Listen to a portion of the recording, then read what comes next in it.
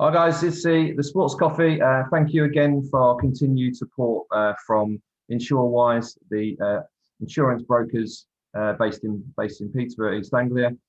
Today we have a really special guest on the show for netball fans. It's Dan Ryan, who's head coach of Leeds Rhinos Super League team and Northern Ireland.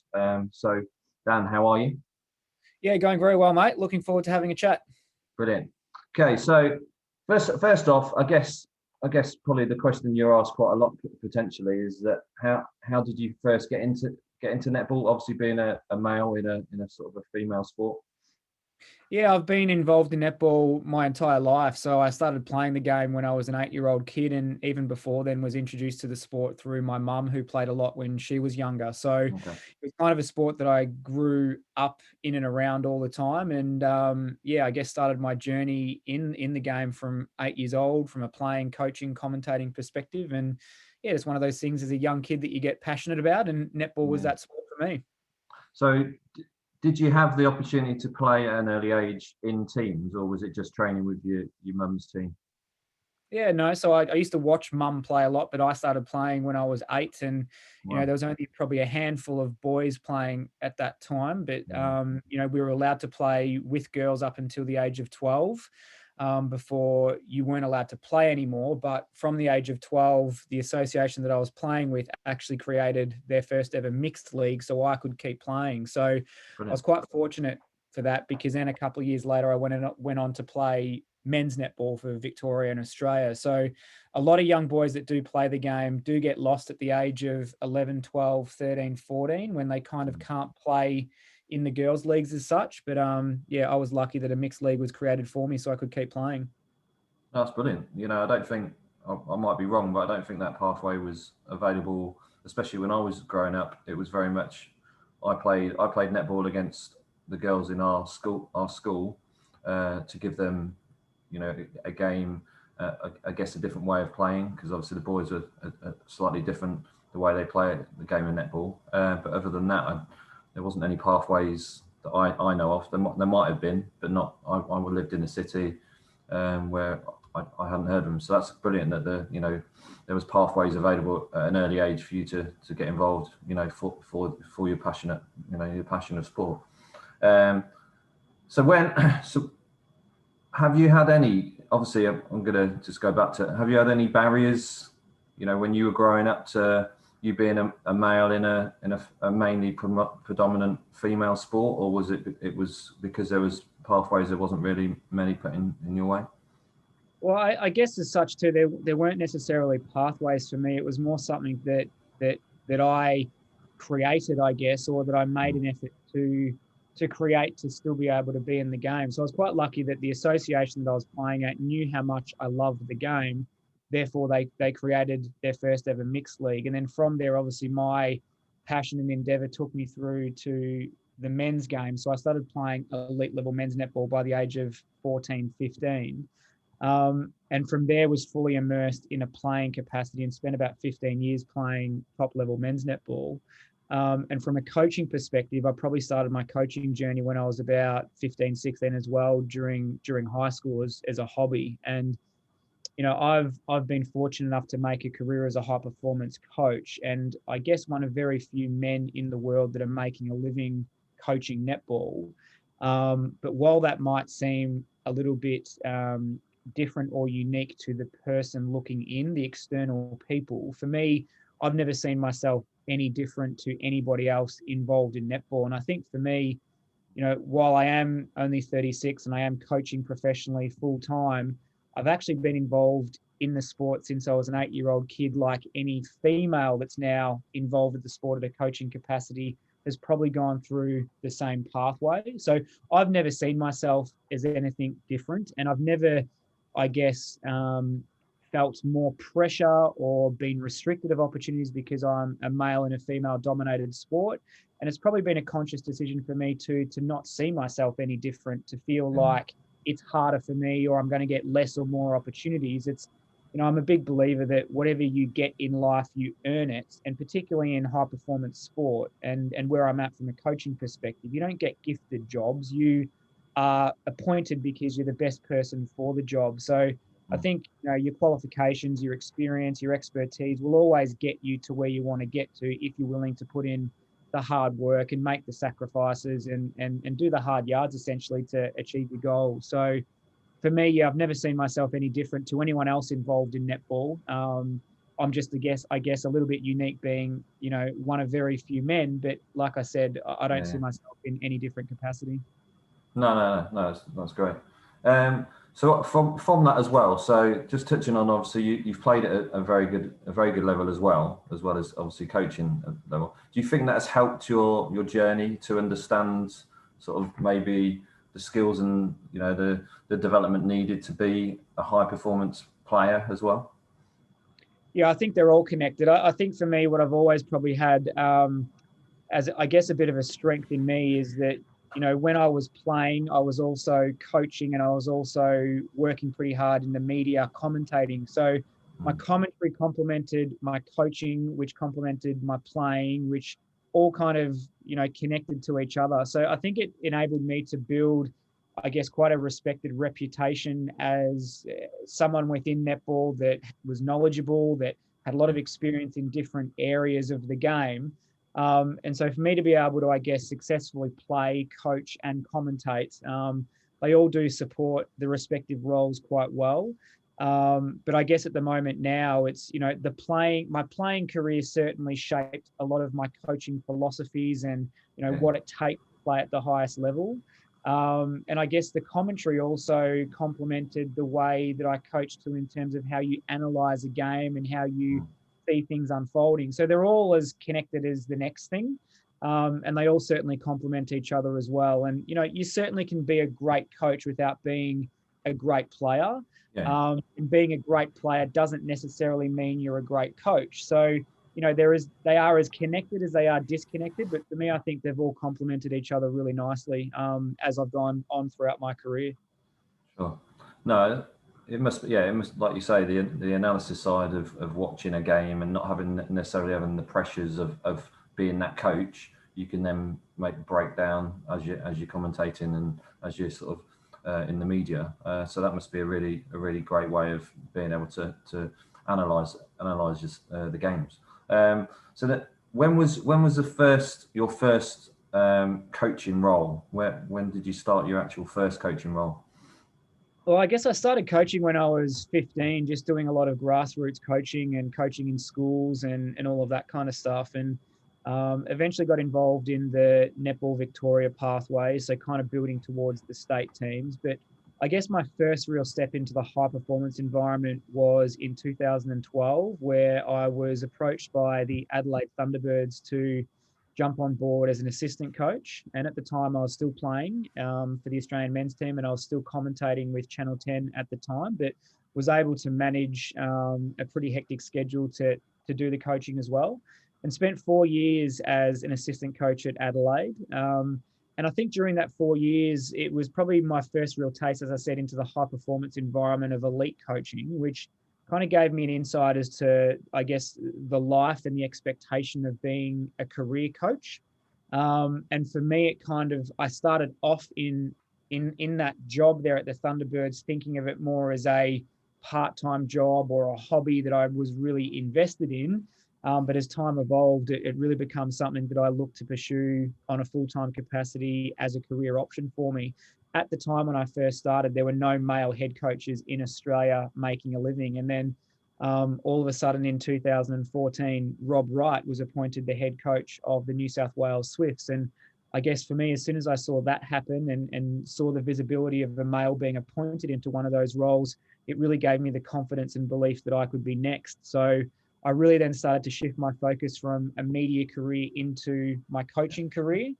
And through some, I guess, some guidance and some pushing from key mentors in my life who identified a talent in my coaching to really get me to consider it around making a career for it. That's where the shift kind of happened for me. And you know, since 2015, 16, the coaching for me has been, you know, my full-time job, and traveled around the world in different parts of Australia doing it. And, you know, my media career has now become more of a freelance part-time casual basis. So yeah, sometimes all it takes is one opportunity to kind of start the fire, and that was 2012 for me. So about 10 years in a high performance environment now, and I'm only 36, so I have some great work under my belt, which I'm really, I guess, excited by for what my future looks like, considering how much I've packed in already. Sure, yeah. So you've been involved with, this is your second Super League team that you've been involved with. So what for you? Obviously, the Rhinos are quite a new franchise. So what's the difference between obviously a more established franchise with Manchester Thunder than the new sort of Leeds Rhino franchise? Well, polar opposite experiences. I think, I had the luxury at Manchester Thunder of inheriting a really strong playing list, a really established club culture, team culture.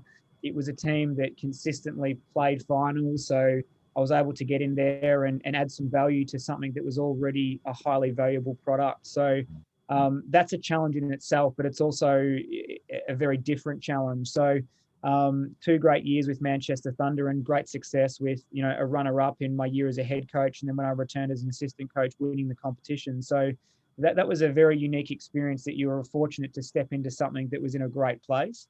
The exciting project or prospect that Leeds Rhinos presented, which is why I wanted to obviously accept the job when it was presented to me, was that it was a completely blank canvas. So, which in high performance sport is quite a commodity. It's very rare that you get a chance to build something from the ground up. Quite often, as a new coach going in, you're either inheriting a list with a coach that's either been let go or moved on, or they've decided to step down, and the club already has a history of success or not so much success or whatever it might be. But at Leeds Rhinos, there was absolutely nothing in its history from a Super League perspective. So my job was to get in there and build a program, recruit a staff, recruit an entire playing squad of 14, build a culture, create an environment, build a playing style.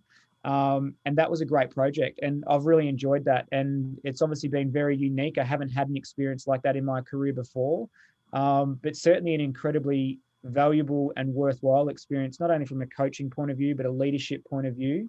And also for the players too, to be a part of something from the very beginning, because you have the opportunity there to make it uniquely your own, and the contributions you make are what creates the culture. And the players have done a great job, the support staff have done a great job, the club's done a great job in everyone being a part of building it. So yeah, polar opposite experiences, both very rewarding and challenging, but in very different ways as well. So from that, obviously been in the Australian League as well. What are the different? Obviously, Australian League's been going for a lot longer.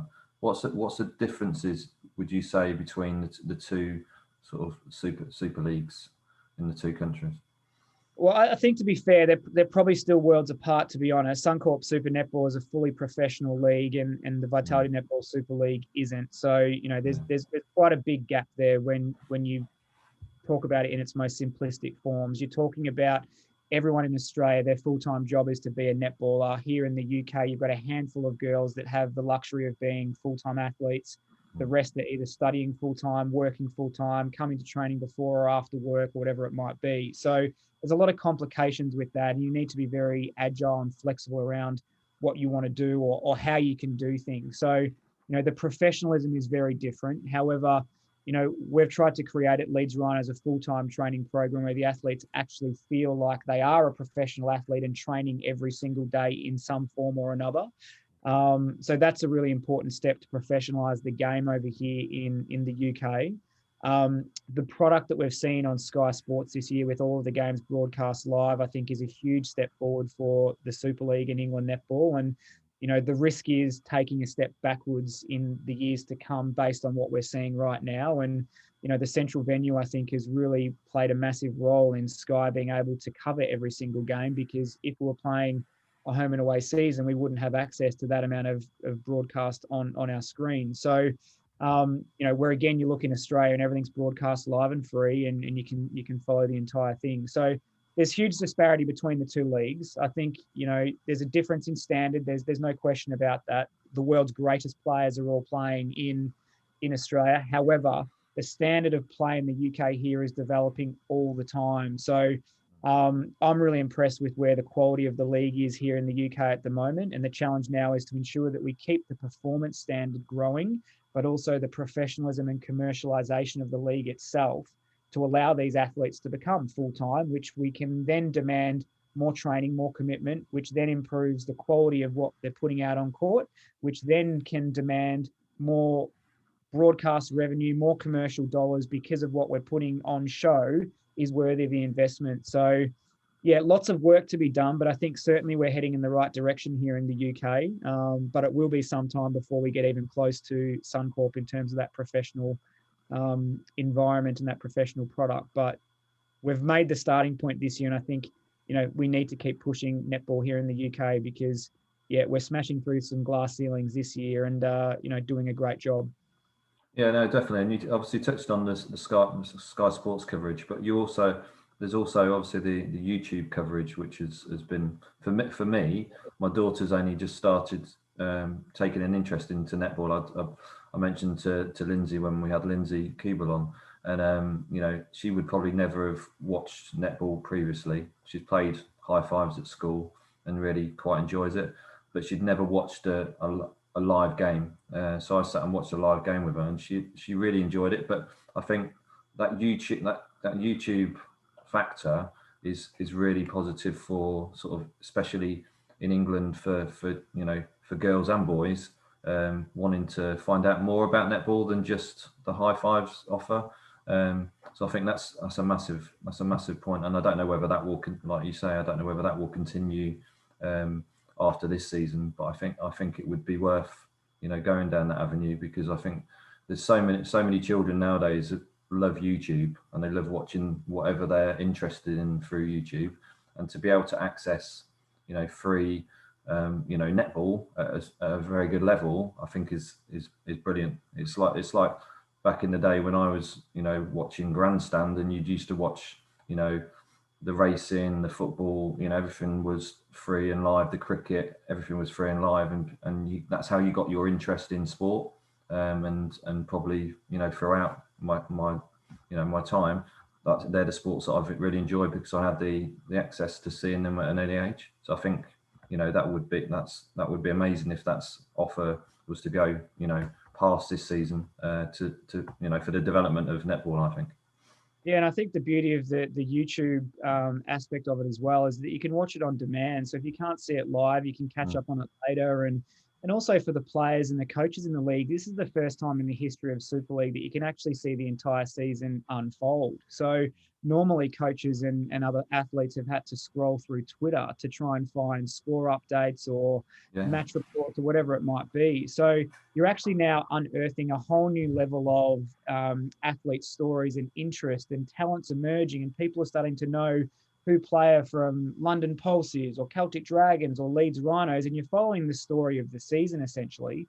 And that is how you grow the game. So I think the risk here for England Netball and the Super League is a step back from this is going to be quite catastrophic. We need to make sure that we can maintain what we've got this year, if not push it even forward once again, because, you know, we've now set a benchmark of what fans and the loyal fans, but also new fans coming into the game. We now have set a benchmark as to what the expectations are around how visible the league is and how we follow it. So we don't want to take a step back. We want to keep punching forward. So it's a really pivotal time for the sport here in the UK. No, definitely. So touching on obviously the Leeds Rhinos, and you're currently sixth in the league. Obviously before the season, and obviously it's totally different to what you would probably expect how it's panned out. So what were sort of the ambitions for yourself and the team at the start of the season? Well, I think the number one ambition for us was progress and development. We weren't putting any benchmarks or expectations around finishing places or how many wins or where we wanted to finish on the table. And the reality is when you're a brand new team that has never, ever played together in a competition match, you really can't put a ceiling on where you think you may or may not be. So for us, particularly in the first 5 rounds of the competition, it was around seeing where we're at, seeing what we're good at, seeing where our gaps were, and really essentially seeing how competitive we we could be, and whether that level of competitiveness resulted in wins, losses, big wins, whatever it might be. That really was the focus in the initial stages. And I think after the first 5 or so rounds, in round 2, we lost 3 of our starting 7 players to injury, and only one of them has now come back, and we're going into round 7. So we've spent about 6 weeks without our playing list. So we've really had to, put a lot of time and effort into building the depth of talent in the squad, and some of the bench players from the early couple of games now becoming starting 7 players. So we've kind of had to face a lot of adversity in that time, as well as figuring out where we are and where we're going. So that's been really interesting. But as I was about to say, after the first 5 rounds, we got a fair idea as to the quality of netball that we were capable of. We knew where our gaps lied and we knew where our strengths lied. So we kind of shifted, I guess, for round 6 into a little bit more of a expectation around the quality of performance that we now know that we're capable of. So that's what we're striving and expecting. We're still not fixated on where we're going to finish on the ladder. And yes, we're 6th at the moment, and we're 1 point out of 3rd place. So it's quite tight on the ladder when you look at it in that perspective. But for us, it is around, continually raising our standards and our benchmarks and progressing and developing all the time, knowing that if we keep moving forward like that, we probably are going to challenge in some capacity. But again, because a lot of the times when we get together and we're under pressure, we're learning about ourselves and each other all the time. So it's a work in progress. And I've been quite deliberate with the players around not putting performance expectations or pressure on them. There are games where we earmark where we must win. There are games where we know we're up against it. So it's about seeing what we can actually do.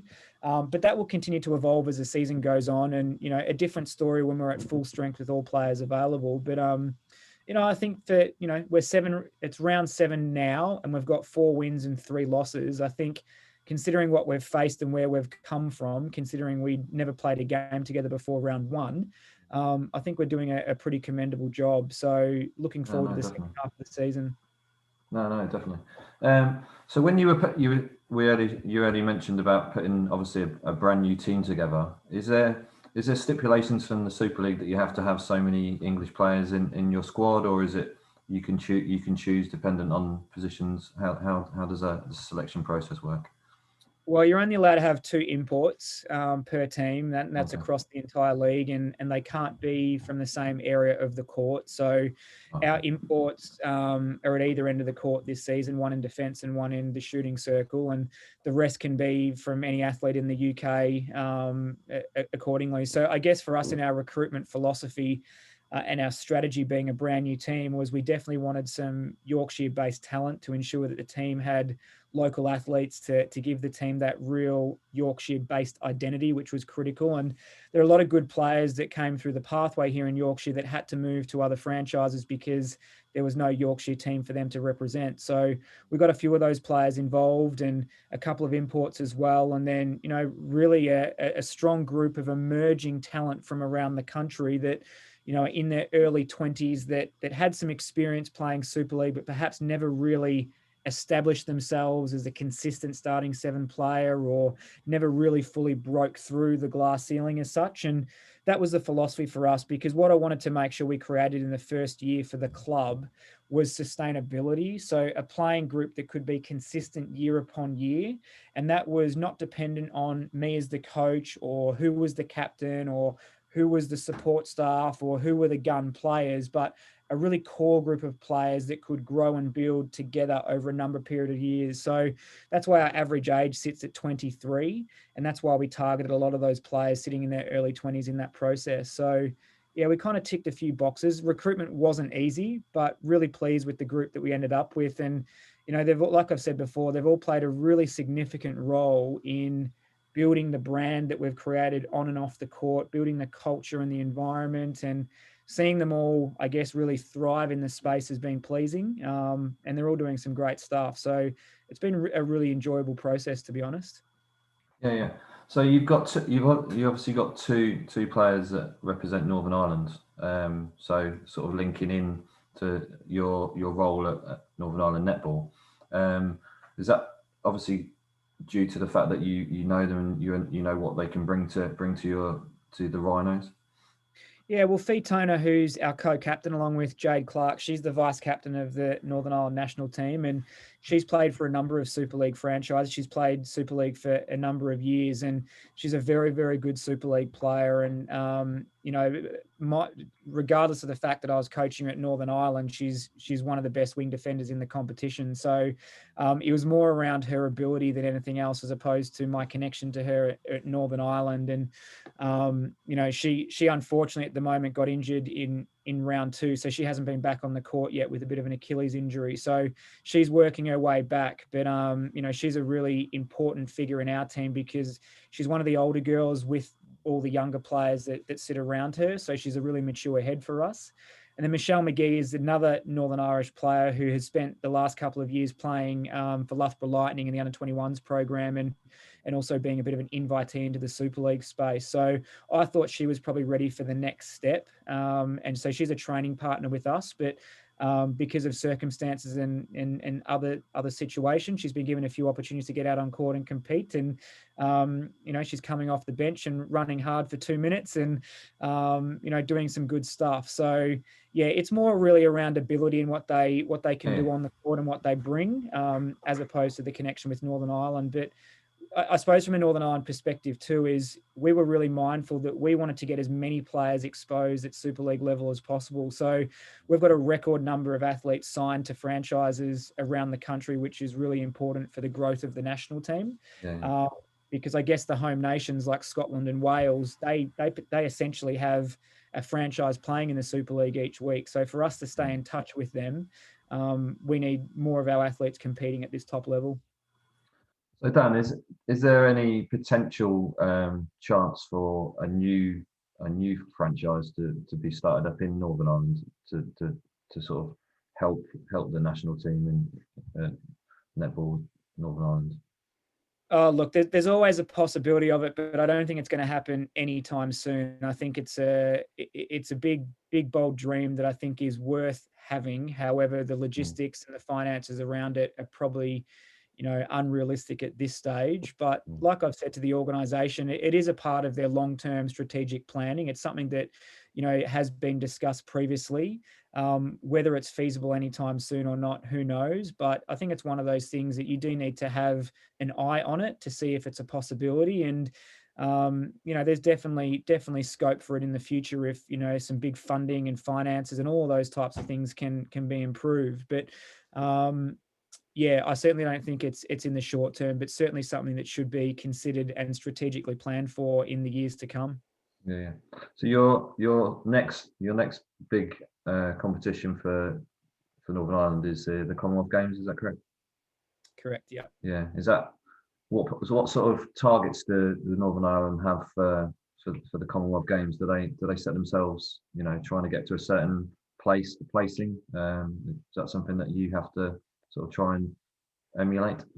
Yeah, well, the first step of it is, and all we're focused on at the moment is actually qualifying for the games, because the top 12 countries qualify. We're currently sitting 11th, and there's really not a lot separating team number 8 to team number 13, 14. So it's a little bit on a knife's edge at the moment, and we're still waiting for some guidance from the INF around all of the qualifications and all the challenges that a lot of the countries are facing at the moment, because we've tried to schedule in around 7 or 8 test matches over the past 6 months in particular, and they're continually getting cancelled because of COVID. So if the expectation is to play X amount of games and get X amount of wins to ensure we qualify for the games, the reality is we aren't able to play any games. So we're actually in a position where we may miss out on competing at the games because we haven't been able to play. So there's a lot of work that needs to be done in that space. And look, it's not just us, but Europe is obviously heavily affected. However, matches are now starting to be played in Africa, and we're not sure what's happening in the Caribbean either. So that's a difficult part. But I guess from the Netball Northern Ireland's perspective, the first step is just qualifying the games before looking at expectations out of the games. But it's important for those countries that are the smaller countries that don't have the funding or whatever is required, such as Australia, New Zealand, England, Jamaica as such. visibility at those major competitions is so important, because if you're not competing at those events, you don't get the funding from the Institute of Sport or whatever it might be to support the program. And so there's a lot of complications with it when you're coaching those lower ranked countries that don't have the resourcing. So I know Northern Ireland's focus right now is just making sure that we're there at the games, and that we can be visible for the next generation to play. So what, have you got a contract until those games, or how does that work?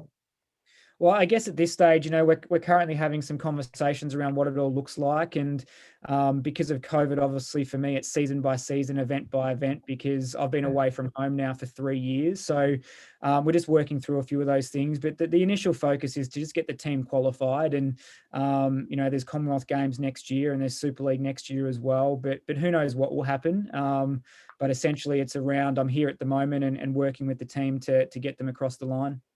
No, brilliant. Okay, so what we'll do, Dan, we'll finish on the questions that we asked our Twitter platform and our Facebook platform earlier this morning to see if anybody wanted to ask a question. So we've got 3 questions that came through in a very short space of time, to be fair. So the first one was, and we've got it in the chat, which is what is the most challenging team you have coached? And that is it's a bit of a curveball, I guess. And that's from Lindsay Keeble, who obviously plays for London Pulse. Most challenging team I have coached. I think every single team that you coach is challenging, because there's nothing easy about high performance coaching. And I think if things are easy, you're not coaching hard enough, or you're not invested hard enough. I think it's one of those industries where once you're comfortable, something will always pop its head up to challenge you again. So no team has ever been easy. I think the reality of when you're leading a team that perhaps is not quite of standard compared to the opposition, or struggling to get results or get performances, that can be really challenging, particularly if it's happening consistently. So, the challenge does sit there with, the leadership that you provide for the team, and particularly when, players can get down and despondent with results, bringing the team together and keeping it positive and, prioritizing what's most important to improve performance. I think that's always incredibly challenging. But there's also challenges when you're coaching a team that's winning all the time too, because you've got to keep all the athletes happy, and there's going to be players that miss out on court time, and, communicating that and managing those circumstances are really important. So yeah, I don't think coaching is ever easy. And if it is, you probably don't have an awareness of exactly what's going on around you. But I think that's the fun part about the job too, that there's always a nice little surprise waiting to pop up. And I guess the skill set of the coach is having the tools and being equipped to handle any circumstance or situation that might arise, good, bad, or otherwise. So tough job. So brace yourself if you want to be a head coach, that's for sure. Thanks. So next one is, what qualities do you think you need to be a Super League player? And that's actually from my daughter, Ethan. A Super League player. Well, obviously very positional specific. I think the number one thing that you want to make sure that you identify and know as an individual is the things that you're good at, and you keep working on those things that you're good at, so they really do become your strengths and your weapons. And also have a clear understanding of where your growth areas and gaps might be, and work hard on closing them as well and turning them into strengths in time. So it's a hard one to ask, but, to answer, I guess. But I think probably the number one thing is, if you're trying to aspire to get to the Super League level, is really understand who you are as a player, what you're good at, understand where you need to improve, and put in the work to improve those areas of your game as well, so that you're constantly working on your strengths and you're constantly trying to close the gap on some of your weaknesses as well. That's good. That's great advice. Thank you. And the final question then is, how different is coaching Super League to the international stage? And that's from Centre Court Netball, which is a tournament-based company.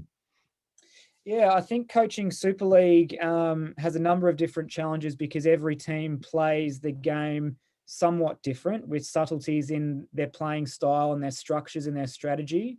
However, the majority of themes and feels in how the game is played is relatively similar. So, it's a very English style of netball with a bit of, there's a bit of an Australian flavour in there, there's a bit of a New Zealand flavour in there, but the majority of it is similar with some subtle differences. However, when you coach internationally, game to game, the playing styles vary significantly. So one day you might be playing against the hard, tight marking of Australia and the fast flowing game of Australia. The next day you might be playing on the unpredictable, unorthodox African style. The next day you're then playing the aerial ball and the unpredictability of the Caribbean, the flair of the Caribbean. Then the next day you might be playing against the space marking zonal defense of the New Zealand Silver Fern. So it really challenges your ability to quickly adapt as a coach and prepare the team accordingly for what they're about to face. And I really enjoyed that at the World Cup, actually. It was the first time I got to tournament coach. I've played a lot of tournaments as an athlete, but tournament coaching is relentless. And your preparation and shifting from one game to the next quickly is really important. So it's just being aware of what you're coming up against, but also having an eye on how you play the game too, but not being surprised by a very different playing style from your opposition day to day. No, that's brilliant. So Dan, really appreciate your time, and obviously it's been a great insight into your playing career, plus obviously your high performance coaching. So all the best for the rest of the season, and obviously fingers crossed that you get to take Northern Ireland to the Commonwealth Games as well. So this episode will be put onto our YouTube channel, Sports Coffee YouTube channel. It will be promoted on our Twitter and Facebook feeds. And just to say, thanks again to InsureWise, our insurance brokers based in the East Anglia, in Peterborough, for their support for all the chats so far. So thanks again, guys. Thanks, mate. Cheers.